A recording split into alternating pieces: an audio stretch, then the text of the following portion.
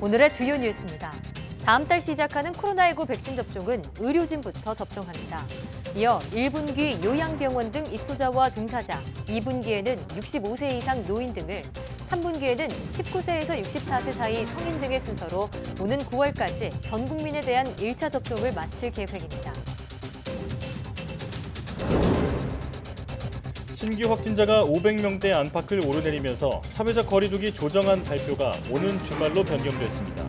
방역당국은 IM 선교회로 인한 일시적 환자 증가인지 판단이 필요하다며 주말까지 지켜보겠다고 밝혔습니다. 새학기부터 유치원과 초등학교 1, 2학년은 거리두기 2단계까지는 매일 등교할 수 있게 됩니다. 또 개학이나 대입 수능 시험도 연기 없이 예정대로 시행하기로 했습니다.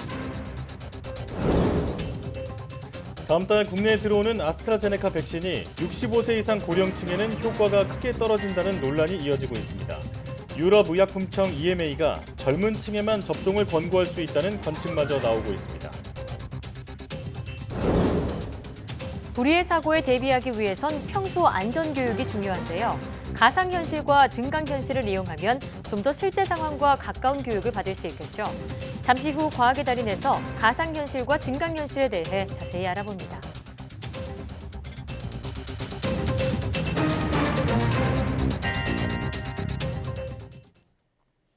시청자 여러분 안녕하십니까? 사이언스 투데이 시작합니다.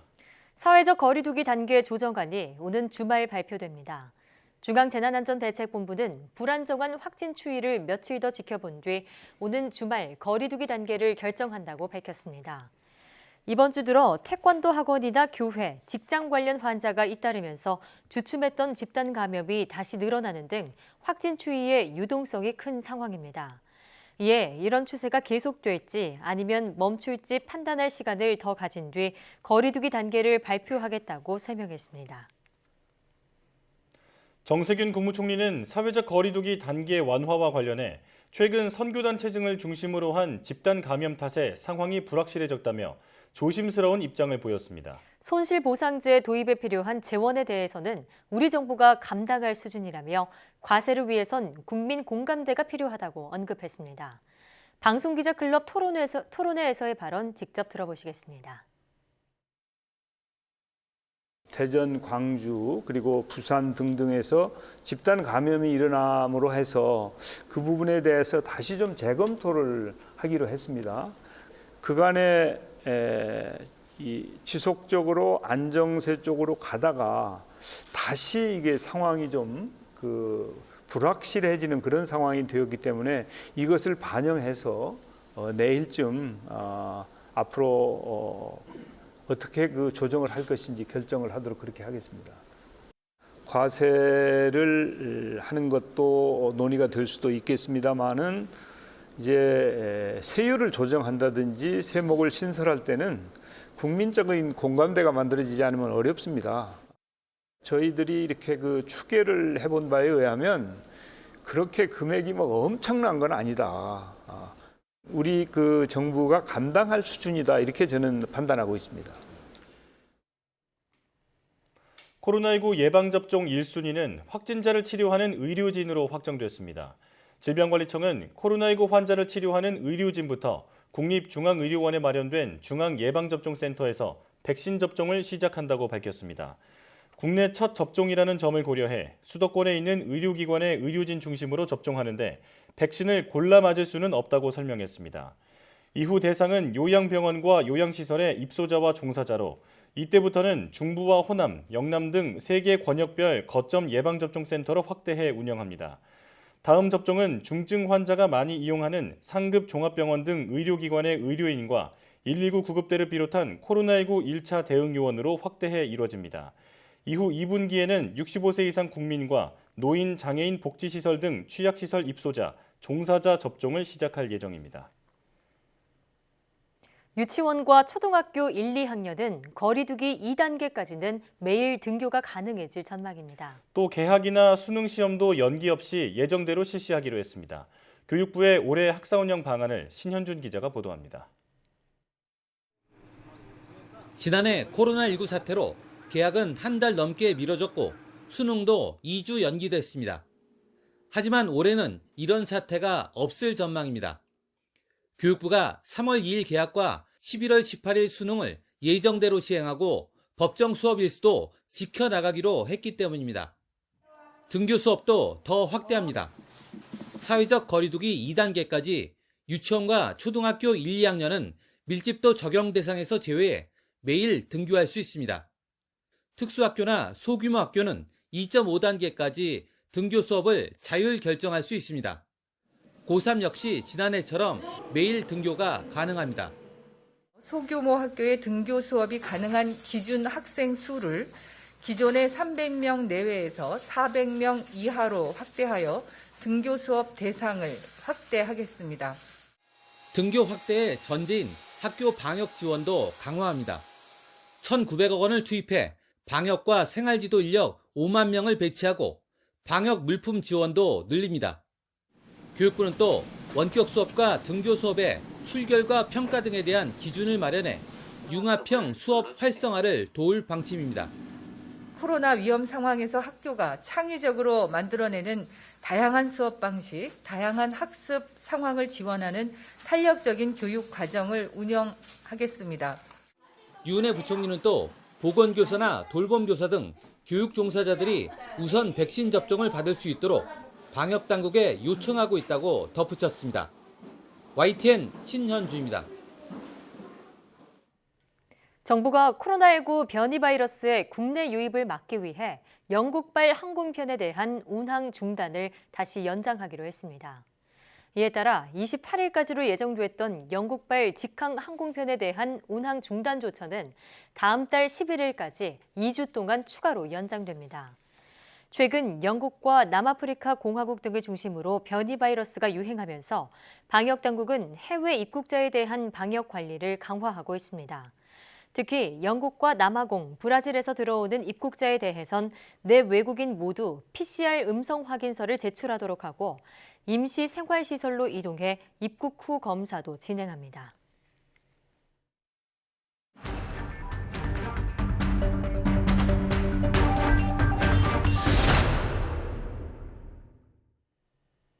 비인가 시설 집단 감염으로 국내 코로나19 신규 확진자가 이틀째 500명 안팎으로 발생했습니다. 백신 접종이 다음 달로 예정된 가운데 아스트라제네카 백신 효능 논란도 이어지고 있는데요. 코로나19 브리핑 고려대학교 약학대학 김정기 교수와 함께 자세한 얘기 나눠보겠습니다. 교수님 어서 오세요. 안녕하세요. 네. 자, 잠시 주춤하는 듯했던 국내 코로나19 신규 확진자 숫자가 일부 시설의 집단 감염 여파로 다시 조금씩 증가하는 모양새입니다. 이번 주말쯤 거리두기 조정안이 새롭게 발표될 텐데 어떤 방향으로 나아가야 할까요? 일단 기본적으로 주말에 발표될 거리두기 조정 방안 중에서는 일단 지금 수도권 2.5단계, 전국적으로 2단계는 어느 정도 일정 수준으로 완화는 시킬 것 같다라고 예상을 하고 있습니다. 예. 다만 관건은 이제 그 5인 이상 집합금지 부분을 어떻게 할 거냐라는 네. 부분인데 이 부분은 최근에 발생했던 대전에서 집단 사례 때문에 아마 네. 변수가 좀 작용할 것 같다라고 생각을 하고요. 제가 예상하기로는 이번 주에 발표될 조정안에서 아마도 5인 이상 집합금지도 해제가 되지 않을까 생각을 했는데 예. 말씀드린 변수가 발생을 하면서 아마 연장을 하게 되면 설 연휴 전까지는 연장을 하지 않을까. 그러니까 만약에 연장을 하게 된다라면, 네. 근데 그 설 연휴까지 확장되지는 않을 것 같다라는 생각을 가지고 있습니다. 네. 왜냐하면 설이나 추석 같은 그 큰 명절이 우리 국민들이 갖고 있는 정서 부분이 있거든요. 네. 근데 이런 부분을 좀 감안을 하지 않을까. 만약에 5인 이상 집합금지를 설 연휴까지 확장을 하게 되면 사실상 고향 방문을 하지 말라는 얘기랑 똑같거든요. 예. 그러니까 이런 부분을 좀 반영을 하지 않을까 생각을 하는데 일단 그렇게 되면서 아마도 고향 방문을 지난 추석 때처럼 강력하게 그러니까 자제 권고하는 수준으로 좀 특별 방역 대책을 시행하지 않을까 이런 생각을 가지고 있습니다. 네. 이 5인 이상 사적 모임 금지 조치가 만약 연장된다면 설 연휴 직전까지 연장될 가능성은 있다 이렇게 말씀해 주셨습니다. 자, 질병관리청이 이제 다음 달 백신 접종을 앞두고 시행 계획을 발표를 했는데요. 자, 간략히 살펴보면 의료진과 요양병원 입소자부터 접종을 시작하고 그 이후에 65세 이상 고령층 그리고 관련 시설 종사자 성인 등을 상대로 확대하기로 했습니다. 자, 정부의 우선 접종 순위 일반적인 거라고 볼 수 있을까요? 일단 지금 말씀하신 그 뭐 요양병원이나 요양원 등 그러니까 고령층이 우선 접종 대상자가 되는 것은 맞습니다. 예. 근데 실제로 지금 발표된 거에 보면은 65세 이상의 고령층 같은 경우는 2분기 접종으로 되어 있고요. 대신에 그 고령층 중에서 요양원이나 요양병원처럼 집단 생활을 하면서 과거에 우리가 이제 고위험 시설로 특히 집단 감염이 자주 발생했던 이런 요양병원이나 요양병원 같은 경우가 1분기에 접종 대상자고요. 그리고 의료진 중에서도 특히 환자와의 접촉, 그러니까 코로나19 환자와의 접촉이 높은 빈도수가 높은 의료진이 1분기에 가장 처음으로 맞는다 이렇게 보시면 될 것 같습니다. 네. 예. 어쨌든 이렇게 의료진이나 고연령층이 우선 접종 대상자가 되는 거는 일반적인 어떤 사안이다 이렇게 예. 보시면 될 것 같은데 여기서 또 빠져 있는 부분이 실제로는 청소년 어린이 같은 경우에도 우선 접종 대상자일 수가 있습니다. 네. 실제로 보면. 근데 이 부분이 빠진 거는 지금 코로나19 백신들이 실제로 청소년 18세 이하 미만의 청소년이나 아니면 영유아의 대상에서 임상시험 결과가 안 나왔거든요. 예. 그렇기 때문에 그러니까 어린 연령층이 빠져 있는 부분이고 또 하나의 위험군이라고 그러면 임산부가 있을 수 있는데 네. 임산부 데이터도 실제로 아직까지는 없습니다. 그러다 예. 보니까 임산부도 아직까지 우선 접종 대상자에는 포함되지 않았다 이렇게 보시면 될 것 같습니다. 네. 일단 고령층을 우선 접종 대상자로 선정을 하는 건 일반적이라고 하셨는데 우리나라에서 처음 맞는 백신이 될 것으로 보이는 게 아스트라제네카 백신이잖아요. 이 백신의 경우에는 노년층에게는 효과가 없을 수도 있다 이런 보도가 전해졌습니다. 때문에 젊은 층만 접종하게 해야 한다는 의견도 있는데 관련한 내용들 어떻게 보십니까? 지금 말씀하신 부분은 최근에 독일에서 한 언론이 그러니까 65세 이상의 고연령층에서 아스트라제네카 백신이 효능이 없다. 그러니까 8%에서 10% 정도의 효능밖에는 보이지 예. 않는다라고 얘기를 했거든요. 너무 낮은 수치죠. 네, 그러니까 만약에 사실이라면 굉장히 낮은 수치인데 네. 실제로 제약사 측에서도 반박을 하고 있고 독일 정부 측, 보건당국 측에서도 실제로는 사실과 다르다라고 얘기를 했습니다. 네. 다만 독일 보건당국에서 얘기를 하기를 65세 이상의 고연령층에 대한 임상 데이터가 아직 불충분한 거는 맞다라고 예. 얘기를 하고 있거든요. 그래서 이 부분은 좀 면밀하게 향후 어떤 결과를 좀 지켜봐야 된다라고 생각을 하고 있고 예. 만약에 그렇게 효능이 낮게 되면 65세 이상의 고연령층에 대해서는 아스트라제네카 백신을 투여를 할 수 없는 상황이 발생할 수도 있지 않을까 생각을 하는데 네. 일단 전후 관계는 향후에 조금 지켜봐야 된다 이런 생각을 가지고 있습니다. 네. 자, 접종 순서를 두고 일부에서는 바이러스를 확산할 가능성이 큰 그러니까 사회 활동을 활발히 하는 젊은 층을 오히려 먼저 접종하는 것이 확산 저지에 유리하다는 의견도 나오고 있습니다. 어떻게 생각하십니까? 글쎄요, 그 주장하시는 그룹들마다 타당성이 있다라고는 보는데 네. 일단 제가 보는 견해에서 코로나19 백신은 물론 화이자나 모더나 백신 같은 경우에 뭐 95% 정도의 예방률을 보인다라고 얘기는 하고 있는데 네. 실제로 그 예방률이 이제 감염이 들어왔어도 그러니까 임상 증상을 인지를 못하면서 확진이 안 됐고 체내에서 일정 숫자의 바이러스가 있을 수도 있거든요. 네. 그러니까 이러한 부분들, 그러니까 실제로 백신을 맞은 사람들 중에서 체내에 일정량의 바이러스가 존재를 하게 되면 다른 사람한테 전파를 시킬 수가 있습니다. 그러니까 코로나19 백신은 그러니까 예방의 목적에 방점을 둔다기보다도 물론 일정 그룹에서는 예방 효과를 보일 수도 있는데 예. 그보다는 감염됐을 때 임상 증상을 낮춰주는 오히려 네. 치료제와 유사한 효능을 보일 가능성이 상당히 높거든요. 예. 그만큼 젊은 층은 만약에 백신을 맞았을 때 개인 방역 수칙을 안 지키게 되면 이 활발한 사회 활동에 의해서 다른 사람한테 전파를 시킬 예. 수가 있습니다. 그렇기 때문에 그 주장은 좀 타당치 않다라고 개인적으로 생각을 하고요. 예. 가장 제가 기대하는 코로나19 백신의 긍정적인 부분은 노년층, 특히 아까 말씀하신 65세 이상의 고연령층에서 치사율을 낮춰줄 수만 있으면 네. 이게 가장 긍정적인 효과가 아닐까 이렇게 생각을 하고 있거든요. 예. 그렇기 때문에 일단 우선 접종 대상자가 고연령층이 되는 건 맞다라고 개인적으로 생각을 하고 있습니다. 예. 네. 백신을 접종한 이후에도 개인 방역 수칙을 한동안 지킬 필요가 있겠네요. 네네. 네. 자, 다만 이 변이 바이러스 문제로 인해서 백신의 효능이 제대로 발휘되지 않을까 이 부분도 논란인데요. 제약사들은 변이 바이러스도 막을 수 있도록 백신을 개량하겠다고 했습니다. 이 개량이 좀 신속하게 이루어질 수 있을까요? 일단 플랫폼 자체가 승인이 이루어진 상태고 거기에 삽입되는 우리가 흔히 얘기하는 타겟이라고 하는 스파이크 단백질 부위만 바꿔주면 되거든요. 네. 이러한 부분은 실제로 우리 독감 백신 같은 경우에는 물론 플랫폼 자체가 좀 다릅니다. 이건 사백신이기 때문에 바이러스 그 자체를 쓰게 되는데 네. 독감 같은 경우는 계절성을 타다 보니까 계속 변이주로 바꿔주거든요. 예. 백신주를. 그러니까 이러한 상황은 플랫폼 자체에 대한 허가는 다시 하지 않습니다. 네. 그러니까 백신주만 바꿔서 그로 만들어진 백신을 투여를 하게 되는데 같은 개념이라고 보시면 됩니다. 그러니까 타겟만 바꿔주면 신속하게 바꿀 수가 있고요. 네. 그렇게 해서 심사 절차까지는 필요 없을 것 같고 실제로 바뀐 그 타겟이 효능을 보이느냐 예. 이 정도만 테스트를 해서 접종이 이루어질 수 있지 않을까. 그러니까 굉장히 빠르게 향후에는 대응이 가능하다 이렇게는 보고 있습니다. 그 예. 부분은 다행이네요. 자, 그런데 백신을 아무리 빨리 개량한다고 해도 변이가 일어난 다음 그에 맞춰서 또 백신 개량도 이루어지는 모양이잖아요.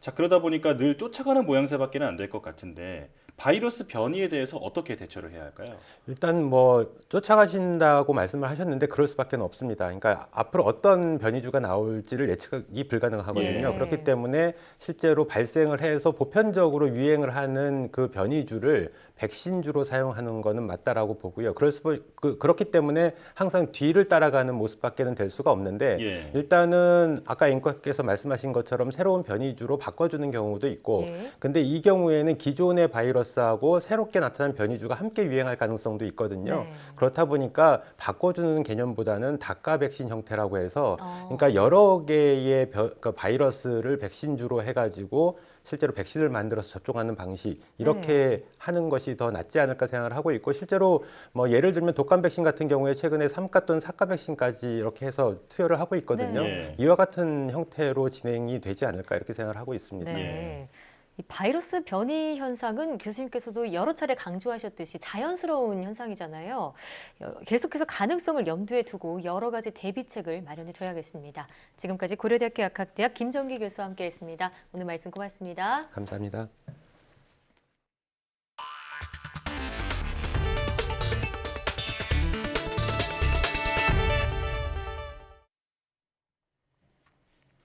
일 월 들어 미국의 코로나19 사망자가 8만 명을 넘어서는 등 월간 최고치를 기록한 가운데 앞으로 4주 동안 9만여 명이 더 숨질 것이란 전망이 나왔습니다. 바이든 행정부 대응팀은 백신 보급과 관련해 대통령이 지시한 하루 100만 명 접종이 최대가 아니라 최소한이 되기 위해 총력을 기울이기로 했습니다. 워싱턴에서 강태욱 특파원의 보도입니다. 미국의 1월 코로나19 사망자가 26일까지 7만 9천여 명에 이르렀습니다. 코로나 사태 이후 월간 사망자로는 최다라고 CNN이 전했습니다. 종전 기록은 지난해 12월로 7만 7천여 명이었습니다. 하루 3천여 명이 숨지는 것을 고려하면 1월 사망자는 8만 명을 넘을 것으로 보입니다. 이런 가운데 바이든 행정부 코로나19 대응팀은 앞으로 4주 동안 9만 명이 더 숨질 것이란 암울한 전망을 내놨습니다. 479,000 to 514,000 COVID-19 deaths will be reported by February 20th, 2021. I know this is not news we all want to hear, but this is something we must say so we are all aware. 대응팀은 백신이 상황을 호전시킬 수 있다고 보고 보급에 총력을 기울이기로 했습니다. 바이든 대통령이 지시한 취임 100일 전에 하루 100만 명 접종이 최소한이 되도록 하겠다는 겁니다. 다만 코로나19 상황의 선행 지표로 할 수 있는 감염자 숫자는 미국 전역에서 줄어드는 추세입니다. 1월 중순까지 20만 명을 넘던 하루 감염자 수는 10만 명대까지 떨어졌습니다. 겨울철 확산이 정점을 넘어선 듯 보입니다. 최대 확산지였던 캘리포니아주는 이번 환자 수와 감염자 숫자가 줄면서 자택 대피령을 해제했습니다. 뉴욕주도 감염자 수가 줄고 있다며 뉴욕시의 식당을 다시 여는 문제를 고민하기 시작했습니다. On the flip side is how fast this virus can take off. But we'll have a plan for the New York City restaurants by the end of the week. 보건 전문가들은 변이 바이러스 확산이 변수로 남아 있다며 충분한 백신의 보급이 선행되는 게 관건이라고 보고 있습니다. 워싱턴에서 YTN 강태욱입니다. 가을 무렵부터 코로나19 상황의 진전을 예고했던 앤서니 파우치 미 국립 알레르기 전염병 연구소장이 코로나19 이전 같은 정상으로는 돌아갈 수 없다고 밝혔습니다.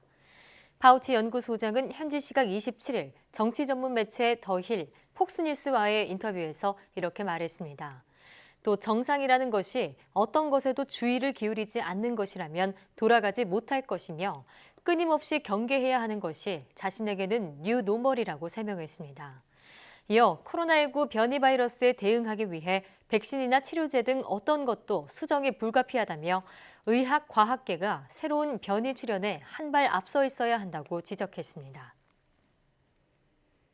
미국 제약사 화이자와 독일의 바이오엔테크가 공동 개발한 코로나19 백신이 남아공 변이 바이러스에도 효과가 있는 것으로 나타났습니다. 로이터 통신은 화이자가 현지 시간 27일 미국 텍사스 주립대 의대와 공동 진행한 연구 결과 발표를 통해 이같이 밝혔다고 밝혔습니다.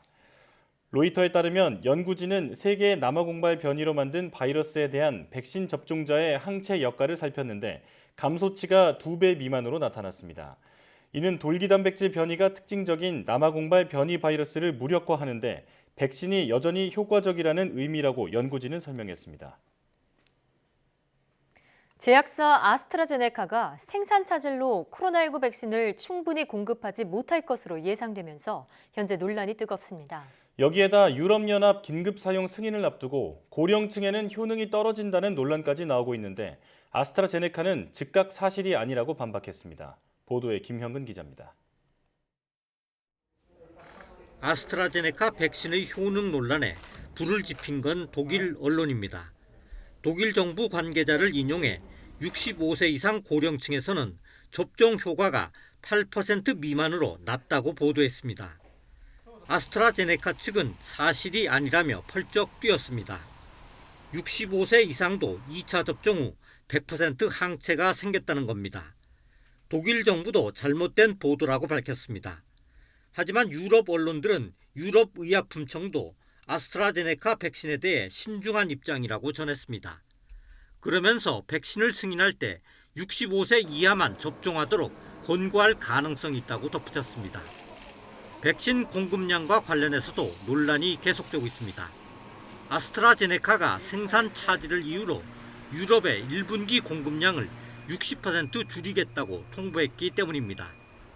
EU는 영국 기업인 아스트라제네카가 EU를 제쳐두고 영국에만 백신을 우선 공급한다고 의심하고 있습니다. 아스트라제네카 측은 말도 안 되는 소리라며 EU가 백신 주문을 영국보다 석 달 늦게 했다고 지적했습니다. 하지만 EU는 선착순 논리를 대며 계약을 어겨서는 안 된다며 압박했습니다. Not being able to ensure manufacturing capacity is against the letter and the spirit of our agreement. We reject the logic of first come, first served. 백신 부족 사태에 직면한 EU는 EU 안에서 생산한 백신은 EU 밖으로 수출하지 못하도록 하는 방안까지 검토하고 있습니다. YTN 김영근입니다. 아스트라제네카의 백신이 고령층에는 효과가 떨어진다는 논란이 일면서 유럽의약품청 EMA가 65세 이하에만 접종을 권고할 수 있다는 관측이 나오고 있습니다. 독일 일간 슈피겔은 유럽의약청이 오는 29일 아스트라제네카 백신 사용을 승인하면서 이같이 권고할 수 있다고 전망했습니다.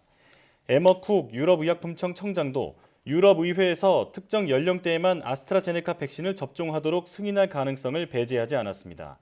독일 정부는 만약 유럽의약품청이 아스트라제네카 백신을 65세 이하에 접종하라고 권고한다면 접종 우선순위를 바꾸는 방안을 검토할 예정입니다. 요즘 어느 곳이든 코로나19 예방을 위해 소독과 열체크, 가림막 설치가 일반화되어 있는데요. 이보다는 마스크 착용이 훨씬 더 효과가 있다는 미국 언론의 보도가 나왔습니다. 보도에 최문석 기자입니다. 취임과 동시에 조 바이든 미 대통령은 연방정부 시설 등에서 반드시 마스크를 착용해야 한다는 행정명령에 서명했습니다. 연설 기회가 있을 때마다 코로나19 예방을 위해선 마스크 착용이 무엇보다 중요하다는 점도 강조하고 있습니다. Experts say that wearing masks from now on just until April would save 50,000 lives who otherwise will pass away if we don't wear these masks. 실제로 코로나19 예방을 위해서는 소독이나 열체크, 가림막 설치보다 마스크 착용이 훨씬 더 효과가 있다는 보도가 나왔습니다. 월스트리트 저널은 과학자들이 지난 1년간의 연구와 경험을 토대로 이런 내용의 교훈을 담은 코로나19 해설서를 완성해가고 있다고 보도했습니다. 해설서는 크게 두 갈래로 정리됩니다. 증상이 전혀 없는 사람들도 바이러스를 전파할 수 있고 또 하나는 공기입자, 즉 에어로졸이 바이러스 확산에 매우 큰 역할을 한다는 사실입니다. 코로나19 확진자의 약 40에서 45%가 증상이 전혀 없는 것으로 집계돼 조용한 전파의 위험이 컸다는 것입니다. 뉴잉글랜드 의학저널에 실린 연구 결과를 보면 코로나19 환자의 13%만이 발열 증상을 경험한 것으로 드러나 열 체크도 능사는 아니라고 보도했습니다. 가림막의 경우 에어로졸이 공기 흐름을 타고 얼마든지 넘어갈 수 있고 소독 문제도 물체 표면에 남은 바이러스를 통한 간접 전염 위험성이 실제로 크지 않아 CDC가 새 지침을 내놨다는 사실을 근거로 들었습니다. 이러한 분석을 토대로 결국 어떠한 방역 조치보다 마스크 착용이 중요하다는 사실로 귀결된다고 월스트리트 저널은 보도했습니다. YTN 최문석입니다.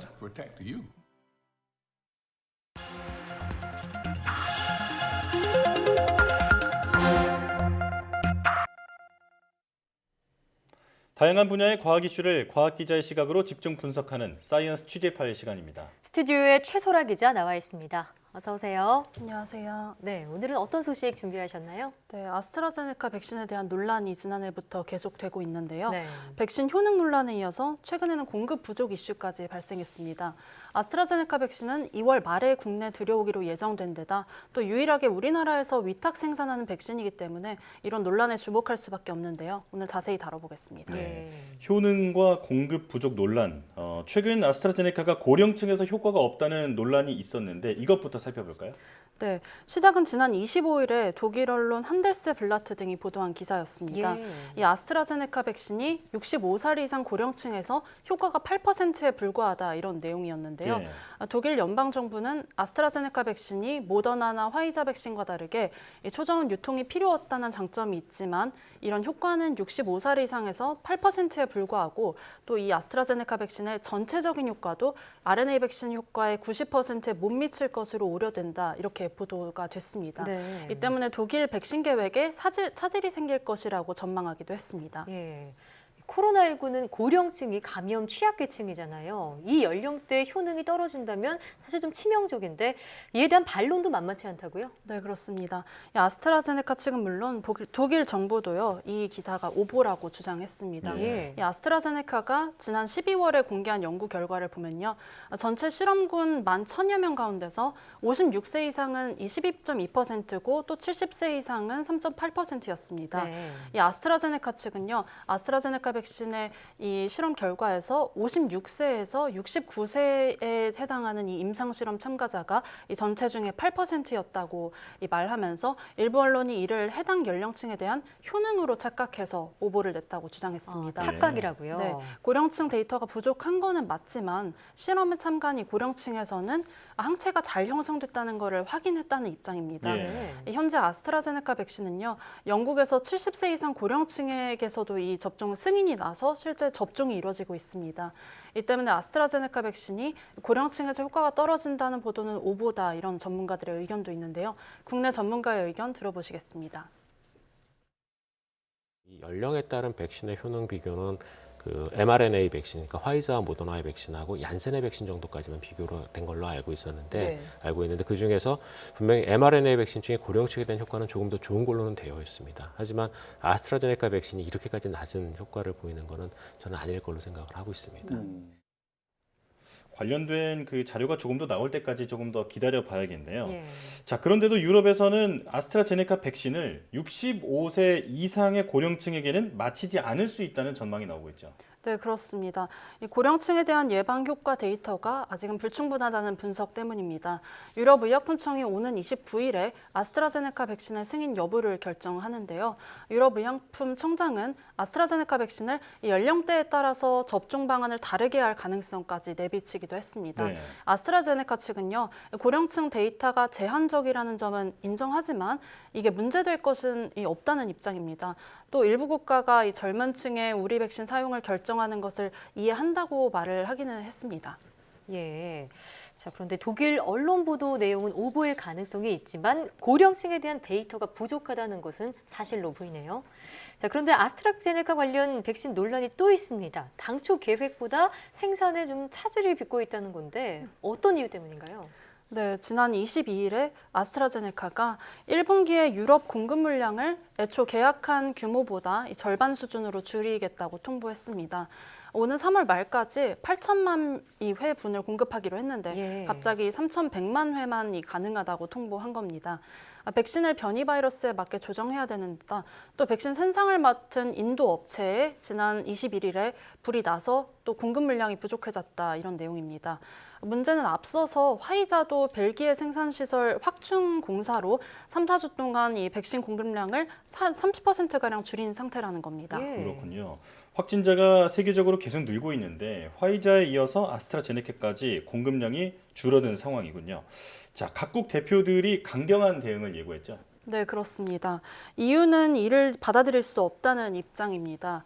영국 기업인 아스트라제네카가 유럽을 제쳐두고 영국의 백신을 우선 공급하려고 한다고 의심을 하면서 이는 계약 위반이라고 공급 날짜를 지키라면서 강도 높게 압박을 한 겁니다. 이 불이 난 인도 공장이 아니고 또 영국에 있는 공장에서 생산하는 백신이라도 유럽에 공급을 해야 된다 이런 내용인데요. 함께 들어보시겠습니다. Not being able to ensure manufacturing capacity is against the letter and the spirit of our agreement. We reject the logic of first come, first served. That may work at the neighborhood butchers, but not in contracts, and not in our advance purchase agreements. In the contracts, there are four factories listed, but it does not differentiate between the UK and Europe. The UK factories are part of our advance purchase agreements, and this is why they have to deliver.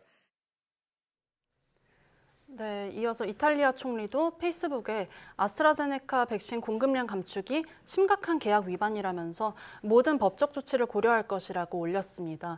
또 폴란드도 아스트라제네카와 이 화이자까지 법적 대응을 경고한 상태입니다. 네, 자 이렇게 해외 공급 차질 논란이 우리나라 백신 접종에 영향을 줄 수 있는 가능성도 있을까요? 지금으로서는 큰 차질은 없을 것이라고 당국은 전망하고 있는데요. 국내 백신 공급 계획을 보면요. 코백스를 통해서는 1분기부터 화이자와 아스트라제네카 백신이 공급되고 또 개별 계약을 통해서는 아스트라제네카 백신은 1분기 그리고 얀센과 모더나 백신이 2분기부터 또 화이자는 3분기부터 단계적으로 도입이 예정돼 있는데요. 우리나라에 들어오는 아스트라제네카 백신 1,000만 명분이 국내 기업인 SK바이오사이언스에서 위탁 생산한 물량으로 공급이 되게 될 예정입니다. 전량이 국내 생산 물량으로 들어오기 때문에 이 백신 공급 계획에는 문제가 없을 것이라는 전망입니다.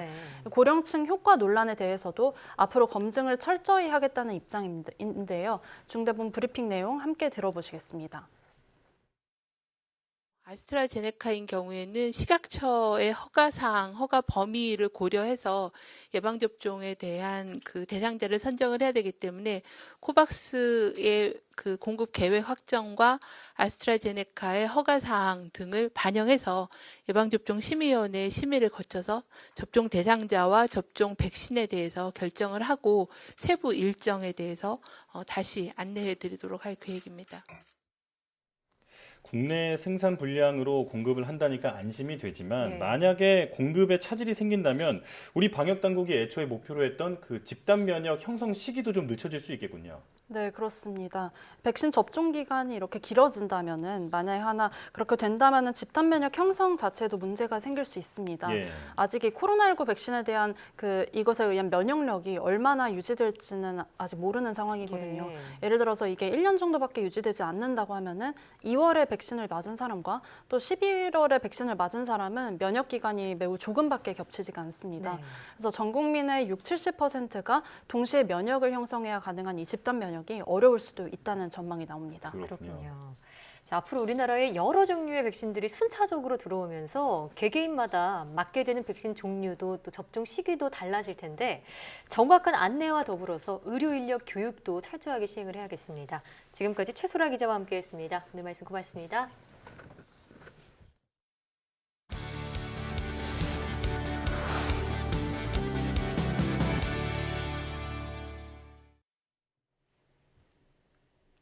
예기치 못한 재난이나 안전사고로 인한 피해를 줄이려면 평상시 안전교육이 잘 이루어져야 하는데요.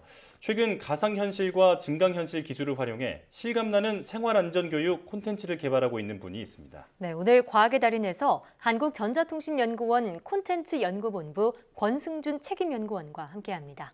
어서 오세요. 네, 안녕하십니까. 네, 반갑습니다. 코로나19로 아동들이 집에 있는 시간이 길어지다 보니까 돌봄 사각지대도 많이 발생하고 있습니다. 최근에 라면 형제 사건으로 잘 알려진 인천 용현동 화재도 그렇고요. 자, 이런 안전사고의 피해를 줄이려고 연구를 하고 계시다고 들었는데 어떤 건가요? 네. 주택 화재의 경우 누구에게나 일어날 수 있는 생활안전사고입니다. 예. 보통 학교나 직장에서 이론적으로 화재 예방을 위한 안전교육을 받곤 합니다. 예.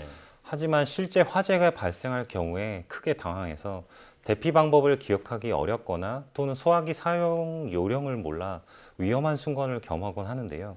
그래서 최근에는 듣고 잊어버리는 교육이 아닌 실제 상황처럼 몸으로 배우고 익혀 안전사고 대처 능력을 키울 수 있도록 하는 체험형 안전교육이 진행되고 있습니다. 예. 이런 체험형 안전교육에 사용되는 가상현실과 증강현실 기반의 실감형 안전교육 콘텐츠와 하드웨어 기술 개발 연구를 현재 진행하고 있습니다. 예. 네, 그러니까 마치 실제 상황처럼 가상현실과 증강현실을 활용해서 안전사고 대처 능력을 키운다는 건데 구체적으로 어떻게 이루어지는지 더 듣고 싶어요. 네. 실제 소화기와 비슷한 모양으로 개발된 햅틱 소화기 시뮬레이터와 얼굴에 착용하는 HMD 그리고 콘텐츠를 동시에 결합합니다. 예. 그럼 사용자는 본인이 있는 장소에서 바로 화재 상황 체험을 그리고 불 끄는 방법을 배우게 되고요. 예. 대피하는 방법까지 자연스럽게 익히게 됩니다. 이게 지금 가상의 화재인 거죠? 네, 맞습니다. 네. 생활안전 유형별 매뉴얼에 따른 안전수칙을 가상현실 공간과 증강현실 공간에서 자연스럽게 익히도록 구성되어 있습니다. 예. 현실에서 직접 경험하기 어려운 사고 상황을 실제와 같이 연출해서 사용자가 사고 상황의 대처 방법과 순서를 효과적으로 터득해 하는 것입니다. 그럴 수 있겠네요. 백문이 불여일견이라는 말이 절로 떠오르는데 네. 이렇게 한번 제대로 봐놓으면 안전사고가 실제로 발생했을 때 많은 도움이 될 것 같습니다. 자, 화재 사고 외에 또 어떤 생활안전사고에도 대응하고 있나요? 네, 생활안전 사고에는 몇 가지 범주가 있습니다. 화재 안전, 전기 가스 안전, 시설 안전, 여가 활동 안전 등이 해당됩니다. 기존 콘텐츠는 많은 공간과 운영 요원이 필요했다면 저희가 개발하는 기술은 좁은 공간에서 한 대의 시스템으로 복합 안전 체험 교육이 가능합니다. 예. 이 기술을 통해 시설 안전 범주에 해당하는 엘리베이터, 즉 승강기, 그리고 안전교육 콘텐츠, 왕관계 안전교육 콘텐츠, 그리고 추가로 지진 안전 교육 콘텐츠 등을 제작해서 현재 사용자 테스트 중에 있습니다. 네, 그러니까 생활 속에서 일어날 수 있는 여러 가지 사고 유형의 체험을 해보고 직접 대비를 해볼 수 있는 건데 실제로 이런 부분이 구현되기 위해서 어떤 기술들이 적용됐나요? 복합 안전 체험 교육을 위한 모션 시뮬레이터와 햅틱 시뮬레이터 기술 등이 적용됩니다. 예. 모션 시뮬레이터는 이동 설치가 용이하고 소규모 체험 시설에도 보급이 가능한 형태로 여러 가지 생활 안전 교육을 선택적으로 체험할 수 있는 복합 체험 교육용입니다. HMD를 착용했을 때와 착용하지 않을 때 공통적으로 쓸 수 있게 설계되었습니다. 예. 햅틱 시뮬레이터는 HMD 착용 사용자와 가상 공간의 가상 객체 간의 상호작용에 필요한 도구인데요. 실제 소화기와 비슷한 모양으로 개발된 햅틱 소화기 시뮬레이터가 속합니다. 또한 손목에 장착하여 손 동작과 콘텐츠의 상호작용에 따라 촉감 피드백, 즉 감각 요소를 전달하는 그런 햅틱 장갑 시뮬레이터도 이에 속합니다. 예. 여기에 콘텐츠 내의 가상 객체와 HMD 착용 사용자 간의 딥러닝 기반의 손 움직임 인식 기술도 개발 적용되었습니다. 예. 이러한 기술들을 통해 VR과 AR 환경에서 정밀한 사용자와 가상객체 간 상호작용이 이루어지고 사실적인 체험 교육이 가능해집니다. 예. 화면을 통해서 보니까 정말 안전교육을 실제로 해보는 것처럼 네. 실감나게 받을 수 있겠다 이런 생각이 드는데 자, 그런데 보통 지금까지는 이 AR, VR 기술을 게임에서 많이 활용을 해왔었잖아요. 네. 자, 이렇게 생활안전교육에 이 시스템을 적용하게 된 이유도 궁금하고요. 그리고 효과는 얼마나 되는지 궁금합니다. 네네.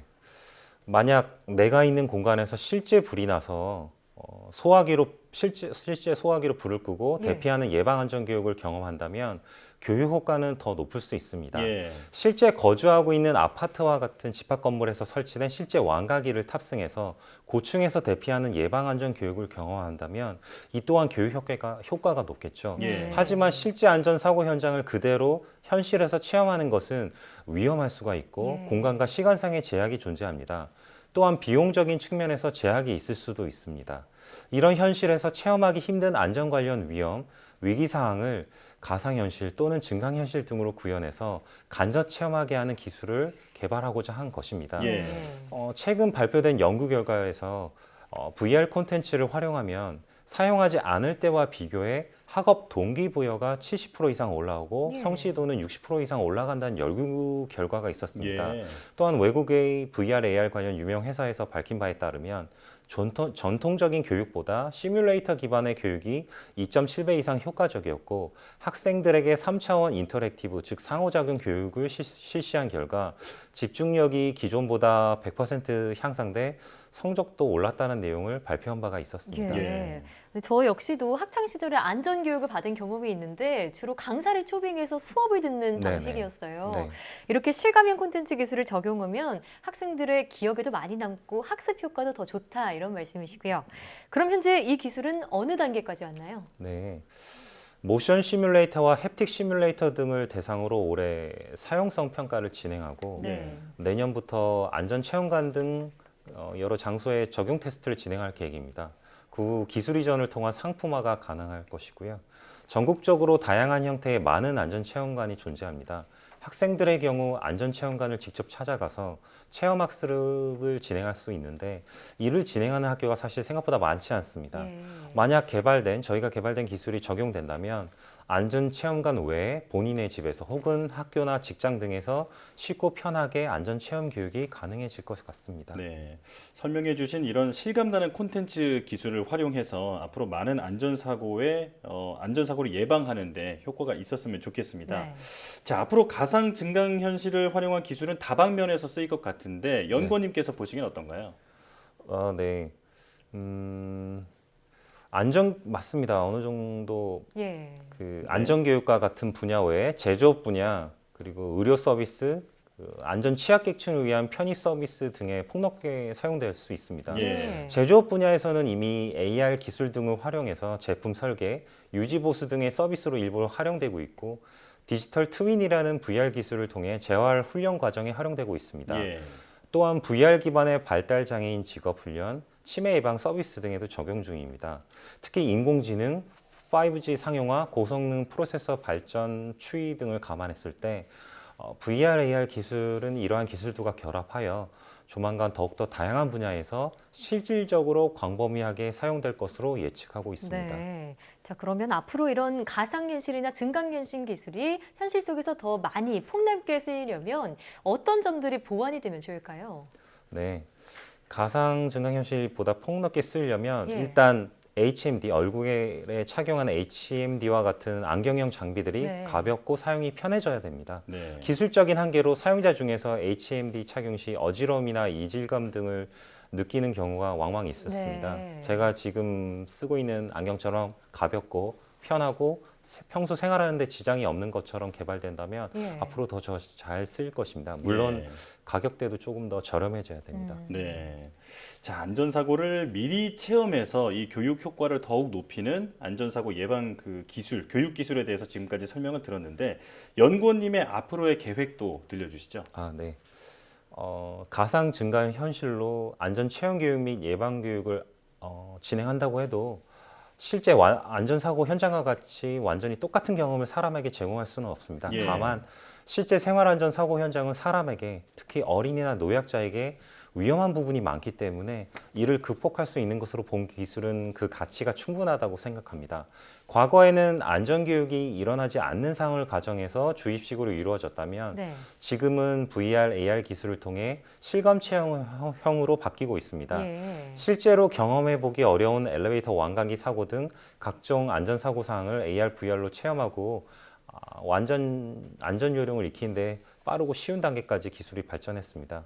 앞으로 다양한 생활안전 체험교육 시나리오에 범용적으로 사용할 수 있는 실감형 콘텐츠 기술을 개발하고 고도화해서 전국에 있는 국민안전체험관 등의 현장에 적용해서 실제 서비스가 이루어지도록 노력하도록 하겠습니다.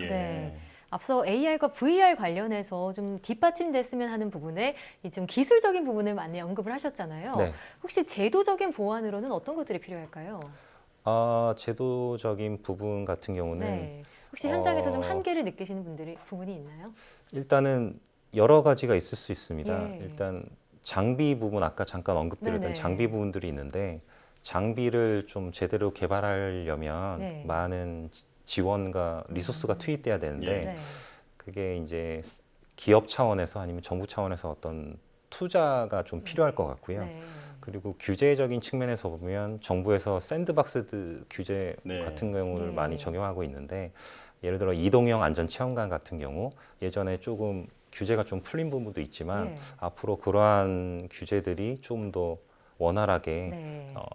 사업화나 이런 기술 개발들이 실제 적용되기 위해서 좀 잘 이루어지면 좋겠습니다. 네. 규제 완화와 더불어서 정부의 지원도 좀 더 네네. 뒷받침됐으면 좋겠네요. 자, 과학기술은 우리 생활의 편의를 증진시키는 것을 넘어서 이제는 사회 안전망으로서의 역할을 하고 있다고 생각을 합니다.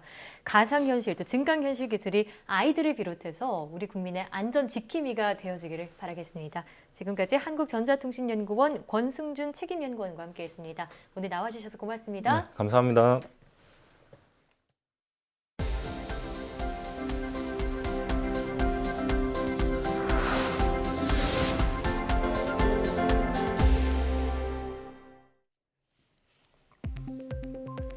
과학기술정보통신부가 기업과 대학 등에 보안 기술을 제공하는 비대면 서비스 보안 시범 사업을 시작합니다. 사업 대상자는 교육, 근무, 의료, 온라인 유통 등 4대 분야에서 비대면 서비스를 제공하는 기업과 대학입니다.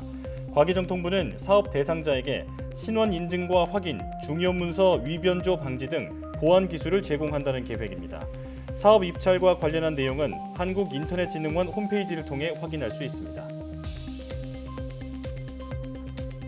액티브 X처럼 설치창을 띄워 이용자들에게 큰 불편을 주던 플러그인이 대부분 사라진 것으로 나타났습니다.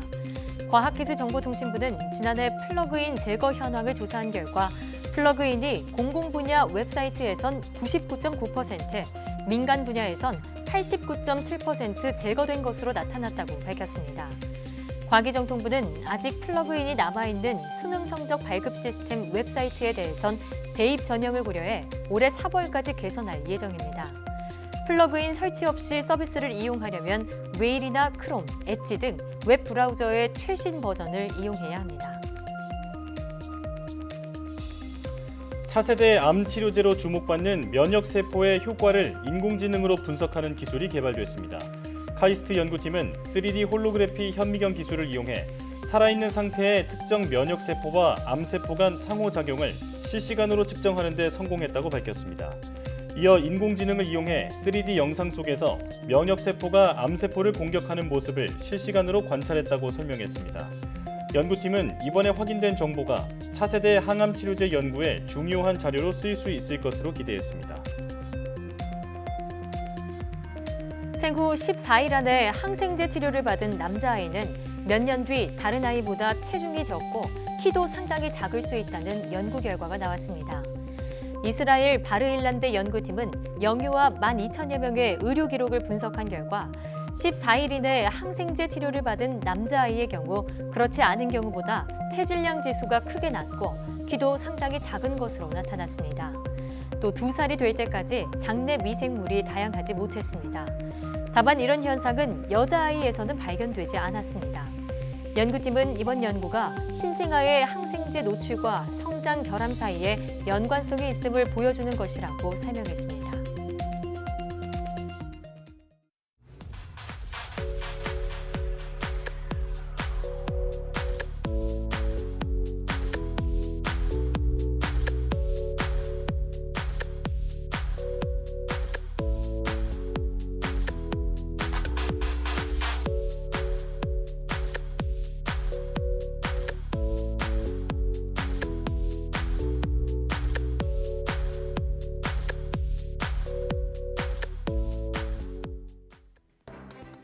삼 차 유행의 기세가 잡히면서 안정세를 찾아가나 싶더니 코로나19가 재확산 조짐을 보이고 있습니다.